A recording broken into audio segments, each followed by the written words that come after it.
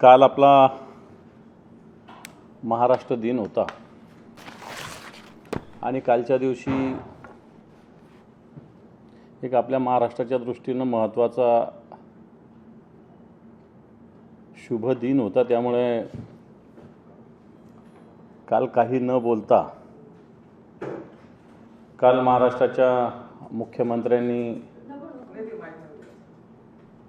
आपलं प्रगती पुस्तक जाहीर केलं आणि मग या प्रगती पुस्तकाचं मला असं वाटतं विरोधी पक्ष म्हणून सत्यता काय आहे हे जनतेसमोर आणणं आमची जबाबदारी आहे। खरं तर स्वतःचीच परीक्षा स्वतःच मार्क तपासायचे आणि स्वतःच मार्क द्यायचे आणि स्वतःच काही लोकांना पास करायचं आणि काही लोकांना नापास करायचं, अशा प्रकारचं मार्किंग सिस्टीम मग तो ओव्हरऑल वेगवेगळ्या परीक्षेतही अशाच पद्धतीनं होतं। तशीच पद्धत मग पेपर फुटीचा असेल, कोणाला स्पेशल अर्धा तास आधी पेपर देणं प्रकार असेल आणि तसाच प्रकार या सगळ्या मार्किंग गुणांकन सिस्टीममधून दिसतो। सरकारने एप्रिल महिन्यात सुद्धा आपले काही गुणांक प्रसिद्ध केले होते। मी फक्त आपल्याला एप्रिल, कारण आपण सगळे जनता ही फार विसरभोळी असते म्हणून या गोष्टी मी निदर्शनास आणून देऊ इच्छितो की एक महिन्यात कशा पद्धतीनं बदल झाला। एप्रिल महिन्यात गृह विभाग 61% गुण होते, आता 100% झालेले आहे। ऊर्जा विभाग 61% होते, आता 98% झालेले आहे। त्याच्यानंतर माहिती व जनसंपर्क DGPR हे 27%चे 55% झालेले, नगरविकास 22%चे 85% झालेले आहे। नगरविकासमध्ये त्यांनी 2 भाग केले, मग ते येणाऱ्या काळात अशा पद्धतीनं नगरविकासचे 2 भाग होतील असं दिसतंय। 1734 झालं दुसरं। गृहनिर्माण जे एप्रिल महिन्यात 36% गुण होते, जे 68% झाले। सार्वजनिक बांधकामाला तर गुण कसे मिळतात हेच मला माहीत नाही, 60%चे 73% झाले। आणि सगळ्यात महत्त्वाचं जे अजितदादांकडे राज्य उत्पादन शुल्क 0% होतं एप्रिलमध्ये, हे आता 83% गुण त्यांनी दिलेले आहे। मग अन्न नागरी पुरवठा वगैरे वगैरे वेगवेगळ्या विभागाचे माझ्याकडे दोन्ही त्यांनी जे जाहीर केलेले आहे कृती आराखड्यातले गुणांकन दोन्हीचे आकडे त्यांनी प्रसिद्ध केलेले आहे। मला वाटतं मी त्याची थोडक्यात तुलना केलेली आहे। या सगळ्याचा जर विषय सगळ्यात महत्त्वाचा घ्यायचा गेला तर पालघर जिल्ह्याच्या पोलीस अधीक्षकांना 1 नंबरचं गुणांकन दिलेलं आहे। आता हे पालघर जिल्ह्याचे पोलीस अधीक्षक आपल्याला माहिती असेल, ज्यावेळेस गद्दारी झाली शिवसेनेत तेव्हा या लोकांना सुरतला घेऊन जाणारे हे बाळासाहेब पाटील आहे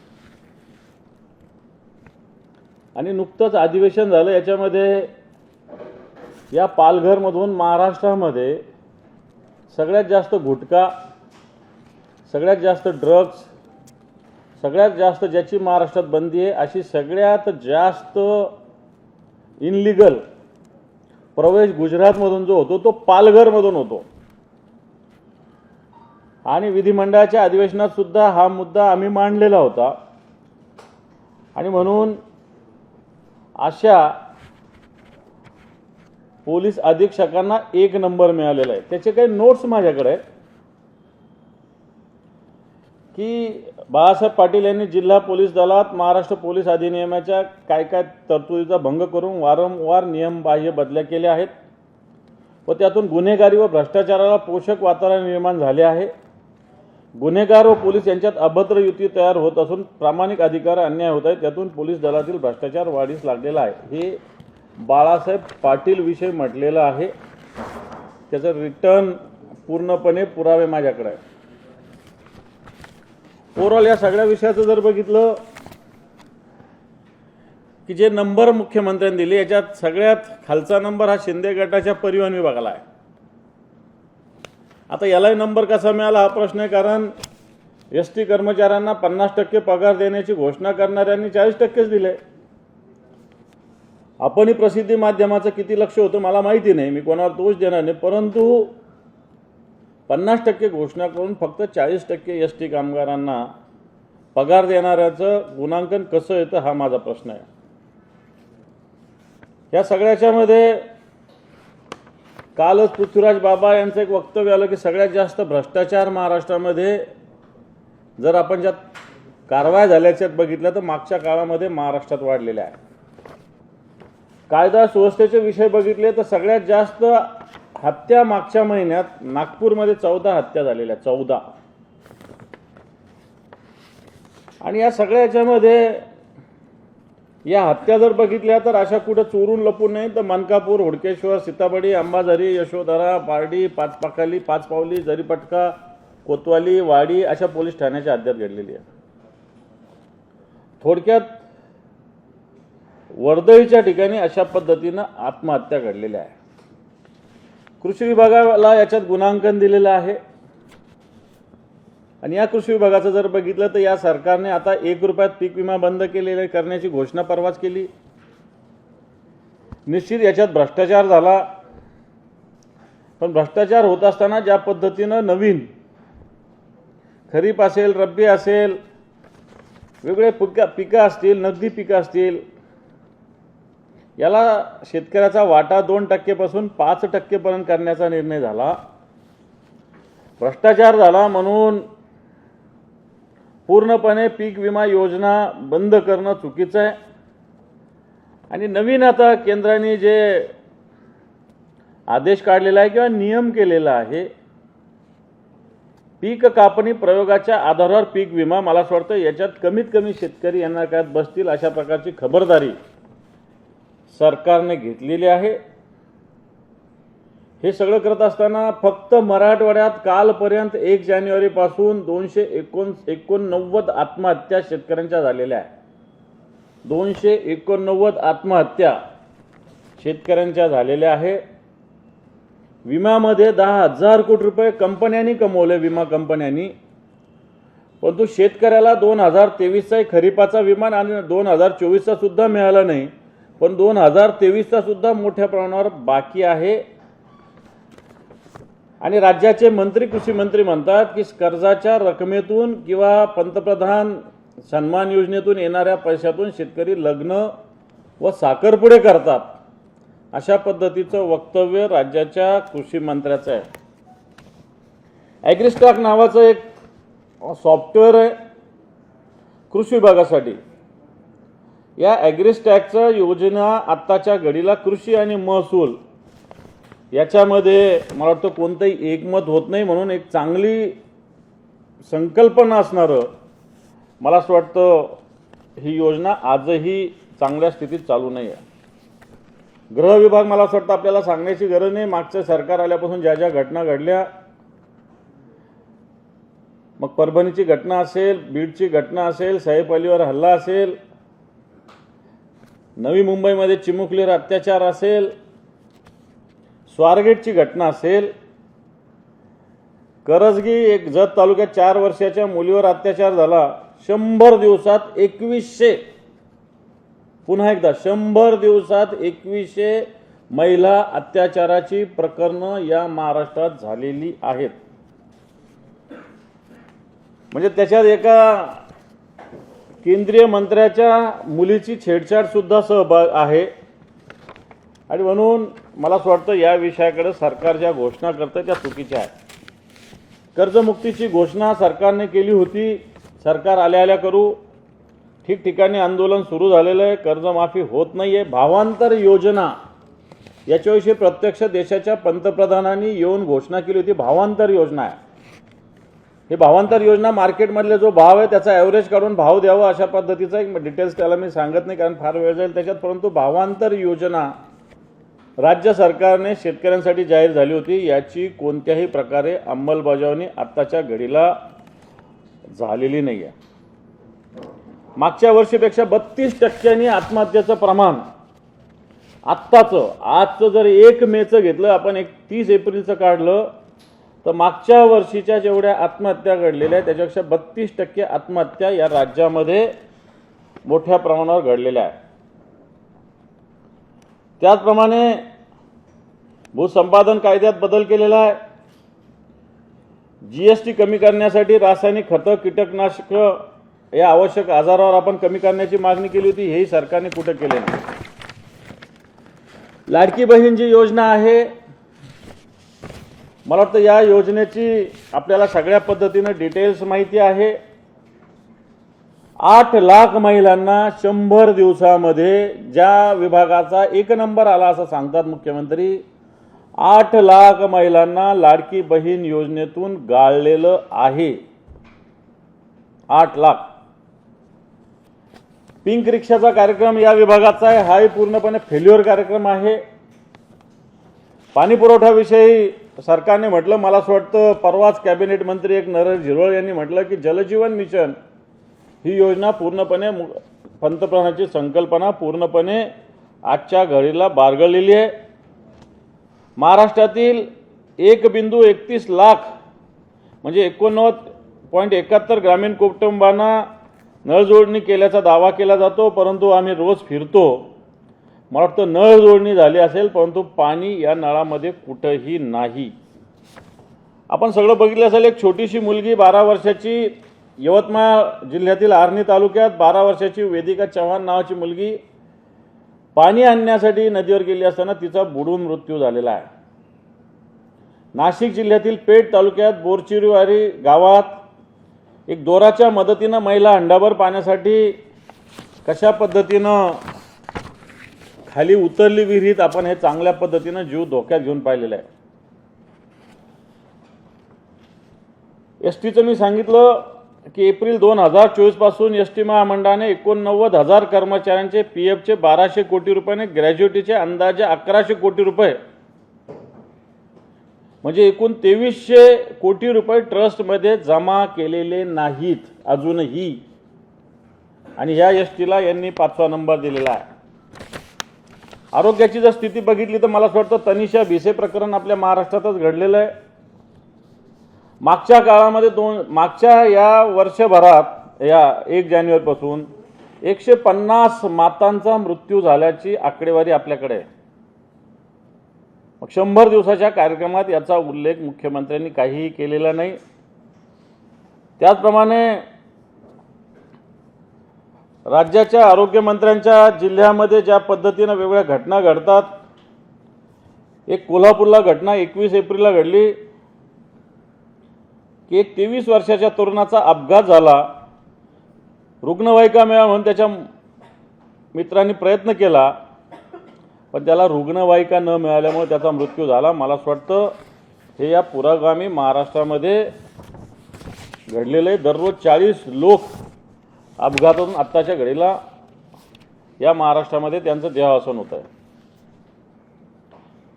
या राज्यातील सरकारला आपल्या आश्वासनाचा विसर पडलेला आहे। 100 दिवसात विजन महाराष्ट्र 2029 सादर करू असं सांगितलं होतं, अजूनही सादर झालेला नाही। शेतकरी सन्मान निधीमध्ये 12,000 वरून 15,000 रुपये वाढ करण्याची घोषणा मुख्यमंत्र्यांनी केली, अजूनही झालेली नाही।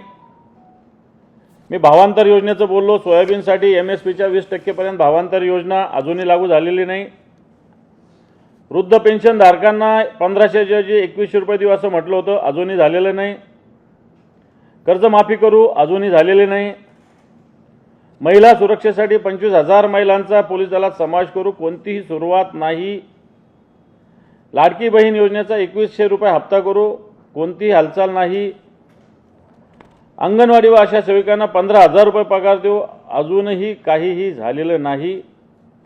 महाराष्ट्रातील गड किल्ल्याचे रक्षण करण्यासाठी दुर्ग विकास प्राधिकरण स्थापन करू सांगितलं, कोणतीच हालचाल नाही। त्याचप्रमाणे आनंदाचा शिधा, तीर्थदर्शन योजना, या योजना सरकार येताच पूर्णपणे बंद झालेल्या आहेत। हे सगळं होत असताना या राज्यातील मंत्री राधाकृष्ण विखे पाटलांवर परवाच एक गुन्हा दाखल झाला। शेतकऱ्याच्या नावावरून 8,86,00,000 कर्ज काढलं, प्रत्यक्षात शेतकऱ्यांना पैसे दिले गेले नाही असा जो एक केस चालू होती, ही राज्याच्या एका ज्येष्ठ मंत्र्यावर या प्रकरणात शेतकऱ्याच्या नावावर कर्ज काढण्याची एक केस, एक गुन्हा राज्याच्या मंत्र्यावर दाखल झालेला आहे।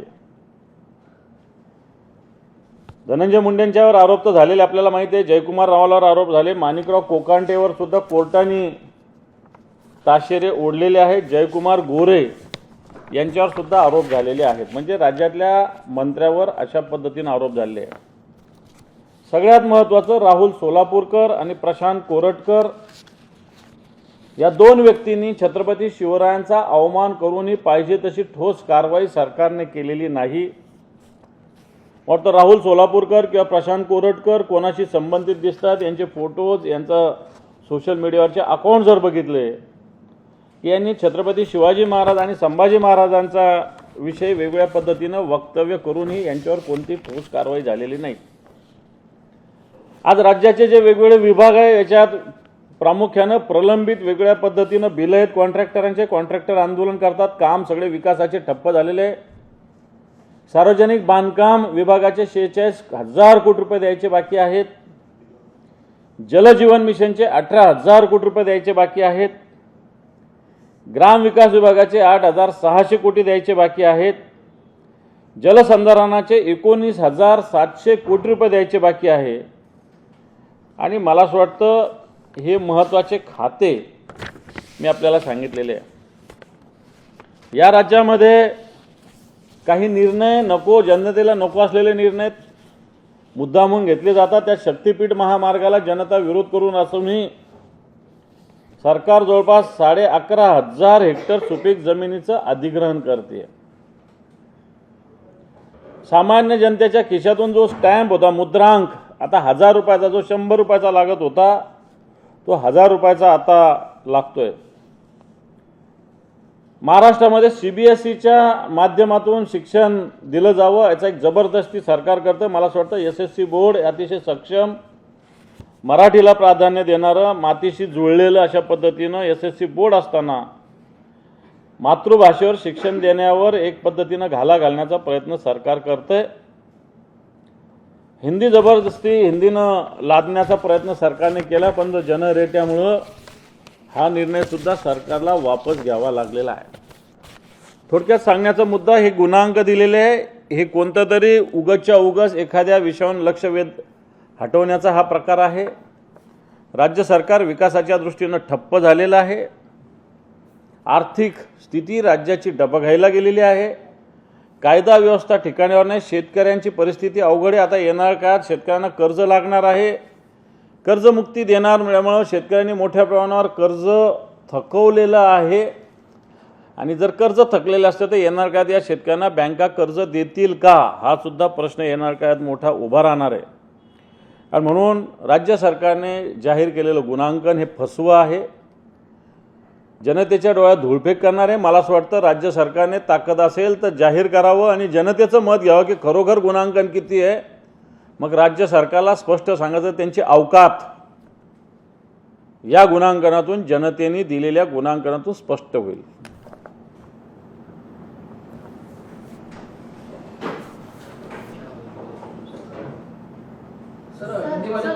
एकूणच या निकालाकडे तुम्ही कसं बघता? म्हणजे तुम्ही तर सविस्तर सांगितलेलं आहे, मात्र या निकालामध्ये म्हणजे काय निकाल फिक्स होता, परीक्षेमध्ये कॉपी झालेली आहे का पेपर फुटलेला आहे, तुम्ही कसं बघता? नाही, याच्यात आता तुम्हाला पण चांगल्या पद्धतीने ज्या पद्धतीनं गुणांकन दिले याला कोणताही अर्थ नाही आहे। कोणते आता मी सांगितलं ना, पालघर SP 1 नंबर कसा येऊ शकतो? सगळ्यात जास्त अवैध पद्धतीनं गुजरातमधून काही येत असेल तर ते पालघर SPच्या आशीर्वादानंच येतं आणि 1 नंबरवर। एक्साईजमध्ये आत्ताच्या घडीला ज्या पद्धतीनं वेगवेगळ्या पॉलिसीच्या माध्यमातून होम डिलिव्हरी द्यायचं बंदी आहे, तरी वेगवेगळ्या कंपन्या होम डिलिव्हरी दारू पुरवतात। एक्साईजने काय कारवाई केली? बिलकुल केलेली नाही।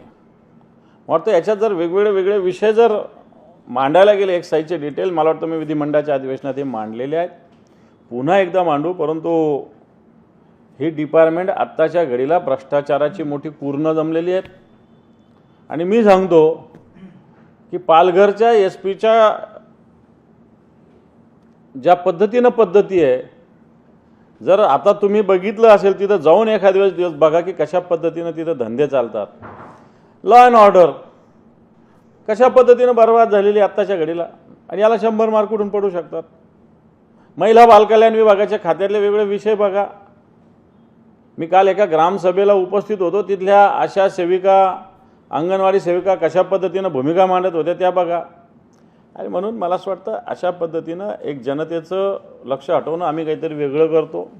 जनतेला स्वतःला दररोजच्या विषयात इंटरेस्ट आहे, तुमच्या गुणांकनात इंटरेस्ट नाही. रायगडावरती गृहमंत्री अमित शहा येऊन गेले, त्यांची खातरजमा किंवा एकंदरीतच खानपानाची व्यवस्था अदिती तडकरे किंवा त्यांच्या परिवाराकडे होती, तर त्याची बक्षीस म्हणायची का तो मला असं वाटतं तो स्वतंत्र विषय आहे. आता येऊन गेले त्याच्यासाठी तुम्हाला माहिती आहे का 2 कोटी रुपयाचा हेल्पॅड केला, हे माहिती आहे. आणि येऊन गेल्यानंतर ते टेंडर निघालं. त्याच्यामुळं मला असं वाटतं तो विषय आणि हा विषय येऊन गेले वगैरे व्यक्तिगत कोणी कोणाच्या घरी जाऊ शकतं, त्याच्याविषयी मी बोलणार नाही. परंतु आता तुम्ही सांगा ना की 8 लाख महिलांचं लाडकी बहीणचे पैसे कमी झाले, मग त्या डिपार्टमेंटला नंबर कसा येऊ शकतो? कोणते लोक खुश आहे जरा विचारा.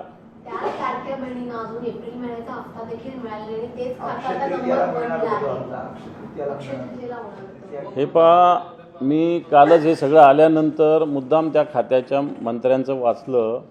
डिसेंबर महिन्यात याच खात्याच्या मंत्री आदितीताई तटकरे यांनी सांगितलं होतं की मार्च महिन्यात आम्ही 2100 रुपये देऊ. डिसेंबरचं वक्तव्य आहे आदिती तटकरे यांचं की मार्च महिन्यामध्ये आम्ही लाडक्या बहिणीचे 2100 रुपये देऊ. उलट यांनी पंतप्रधान सन्मान योजनेत असणाऱ्या महिला ज्या आहेत यांचे 1000 रुपये कमी केलेले आहे. म्हणजे यांचं नाव पंतप्रधानमध्ये आहे, परंतु यांना लाडकी बहिणीचा लाभ मिळत होता, त्यातून 1000 रुपये मायनस केलेले आहे.